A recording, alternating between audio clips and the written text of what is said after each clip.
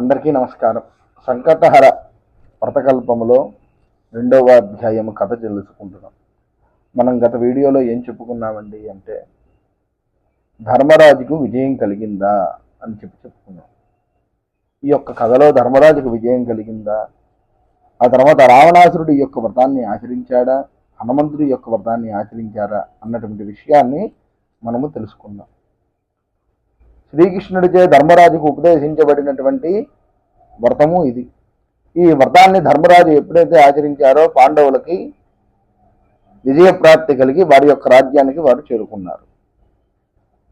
అది మనందరికీ కూడా తెలిసిన విషయమే కదా. అయితే ఓ ఋషివర్యులారా, లోకంలో సంకటాలు నశించడానికి, సంకటాలు అంటే విఘ్నాలు నశించడానికి, అన్ని జాతుల వారికి సర్వాభీష్టాలు కలగడానికి సులభోపాయము, చాలా తొందరగా కోరికలు నెరవేర్చేటువంటి వ్రతము సంకటహర చతుర్థి వ్రతకల్పము అని చెప్పి స్కందుడు మునులకు తెలియచేశాడు. అదే విధముగా ఇంకా ఈ వ్రతము ఎవరి చేతైనా ఆచరింపబడినదా అని చెప్పి ఋషులంతా కూడా అడిగిన ప్రశ్నకు మహాబలవంతుడైనటువంటి వాలి రావణును తన వాలి యొక్క చేతిలో పెట్టి రావణాసురుణ్ణి చిందరవందర చేసేస్తూ ఉండగా రావణాసురుడు ఆ యొక్క వాలి దగ్గర నుంచి తప్పించుకోవడానికి, అలాగే క్షేమముగా లంకా నగరానికి చేరుకోవడానికి తనలో తానే ఈ యొక్క సంకటహర చతుర్థి యొక్క వ్రతకల్పాన్ని ఆచరించాడు. ఈ యొక్క సంకటహర చతుర్థి యొక్క వ్రతాన్ని ఆచరించి లంకా నగరానికి క్షేమంగా బయలుదేరి వెళ్ళాడు. అదే విధముగా ఆంజనేయ స్వామి వారు కూడా సీతాదేవి యొక్క జాడ తెలుసుకోవడానికి సముద్ర తీరములో జాంబవంతుడు హనుమంతుడికి చెబితే హనుమంతుల వారు కూడా ఈ యొక్క వ్రతాన్ని ఆచరించి ఈ యొక్క మార్గదర్శకుడు అయినటువంటి గణపతి ఈ యొక్క హనుమంతుల వారికి మార్గాన్ని చూపించారు. అంటే లంకా నగరంలో సీతాదేవి ఉంది అనేటువంటి విషయాన్ని హనుమంతుల వారికి తెలియజేసేలా చేశారు. అప్పుడు హనుమంతుల వారు బయలుదేరి లంకా నగరానికి చేరుకోవటం, సీతాదేవిని చూడటం, అశోకవనాన్ని పాడు చేయటం, లంకా నగరాన్ని దహనం చేయటం, ఇవన్నీ కూడా మనకు తెలుస్తుంది. అదంతా కూడా ఎవరి వల్ల జరిగింది అంటే ఈ యొక్క కేవలం గణపతి యొక్క ఆరాధన వల్లే జరిగింది అన్నటువంటి విషయాన్ని మనం ఈరోజు తెలుసుకోవచ్చు. ఇంకొకటి, మహారణ్యంలో భర్తను గానుక అలమటిస్తున్నటువంటి దమయంతి సంకటహర చతుర్థి యొక్క వ్రతకల్పాన్ని కూడా ఆచరించి మనకి తెలిసింది.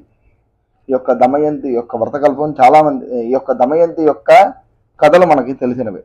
ఇది చాలామందికి చదివే ఉంటారు, చాలామందికి తెలిసే ఉంటారు. ఆ దమయంతి భర్త జాడ కోసం ఈ యొక్క వ్రతాన్ని ఆచరించి, ఎప్పుడైతే ఈ యొక్క వ్రతాన్ని ఆచరించిందో అప్పుడు తన యొక్క భర్త జాడ తెలుసుకుంది ఈ యొక్క దమయంతి. ఆవిడ యొక్క భర్త పేరు ఎవరండి? నలుడు. నలదమయంతుల కథలు అని చెప్పి ఇప్పుడు దొరుకుతూనే ఉన్నాయి మనకి బయట పుస్తకాల షాపుల్లో. ఎవరైనా చదవకపోతే నలదమయంతుల కథ చదవండి, చాలా బాగుంటుంది. ఒక తెలియనటువంటి ఇంట్రెస్ట్ మనకి కలుగుతూ ఉంటుంది ఈ యొక్క నలదమయంతుల కథ.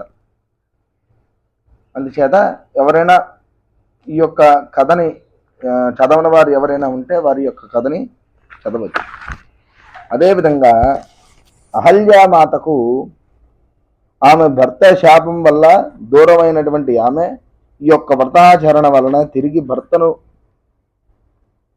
గౌతమ మహర్షిని పొందింది. అదే విధముగా ఈ యొక్క సంకటహర వ్రతము చేసి పుత్రులు లేని వారు పుత్రులు, ధనము లేని వారికి ధనలాభము, విద్య లేని వారికి విద్య, వ్యాధిగ్రస్తుల వారికి ఆరోగ్యము, అలాగే ఇంట్లో దరిద్రాన్ని అనుభవించే వాళ్ళకి దరిద్రము తొలుగుట, ఇంట్లో ఉన్నటువంటి నరఘోష పీడలు, ఇంట్లో ఉన్నటువంటి చిక్కు చికాకులు, భార్యాభర్తల మధ్య విభేదాలు, ఈ యొక్క తల్లిదండ్రులకి పిల్లలకి విభేదాలు, ఆస్తి విభేదాలు, ఇలాంటివి ఏవైతే ఉంటాయో అవన్నీ కూడా నశించిపోతాయి ఈ యొక్క వ్రతకల్పాన్ని ఆచరిస్తే అని చెప్పి మనము తెలుసుకోవచ్చు. అయితే ఈ యొక్క 2వ అధ్యాయంలో మనం తెలుసుకోవలసినటువంటి నీతి ఏమిటంటే, ఒక గణపతిని ఆరాధిస్తే మనకి ఎన్ని అభీష్టాలైతే ఉంటాయో అవన్నీ కూడా నెరవేరుతాయి.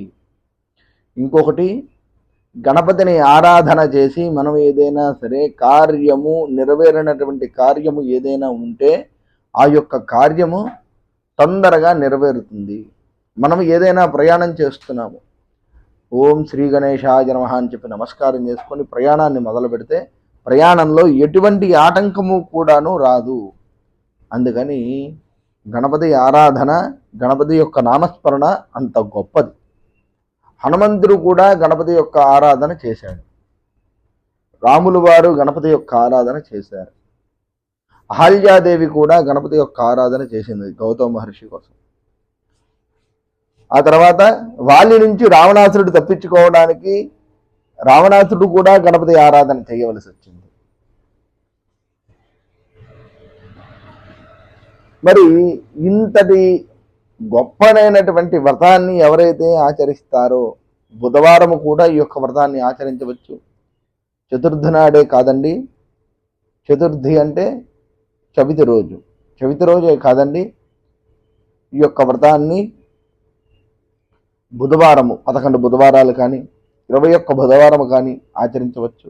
ఆచరిస్తే మీకున్నటువంటి సమస్యలన్నీ కూడాను నెరవేరుతాయి. లోకా సమస్త సుఖినో భవంతు, సర్వే జనాః సుఖినో భవంతు. శ్రీ గణేశాయ నమః. స్వస్తి.